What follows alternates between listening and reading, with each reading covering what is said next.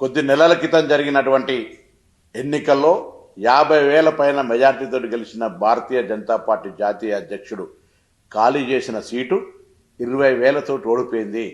ఇది బీజేపీ పతనానికి నాంది పలికింది. మొన్న ధర్మేంద్ర ప్రధాన్ రాజీనామా, ఈరోజు ఈ బీహార్లో ఓడిపోయినటువంటి భారతీయ జనతా పార్టీ జాతీయ అధ్యక్షుడి సీటుతోటి భారతీయ జనతా పార్టీ పతనం ప్రారంభమైంది. మన్ కీ బాత్ కాదు, ప్రజల మాట వినమని చెప్తా ఉన్నది ప్రజలు.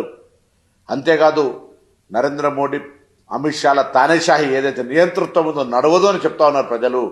ప్రజాస్వామ్యము, రాజ్యాంగము, ఈ భారతదేశ భౌగోళిక సామాజిక అన్ని పరిస్థితులలో అర్థం చేసుకొని ఇక్కడ ఉన్నటువంటి సామాజిక పరిస్థితులను నడపాలి తప్ప నియంతృత్వంగా నడవదు ప్రభుత్వం అనే మాట చెప్పే ప్రయత్నం జరిగింది. ఇప్పటికైనా భారతీయ జనతా పార్టీ బుద్ధి తెచ్చుకొని సరైన విధంగా ప్రజలకు పరిపాలన అందించాలని డిమాండ్ చేస్తూ ప్రజాస్వామికంగా ఉండాలని కోరుకుంటూ కాంగ్రెస్ పార్టీ తరఫున ఇది భారతీయ జనతా పార్టీకి ఒక చెంప దెబ్బలాగా భావిస్తూ ఉంది.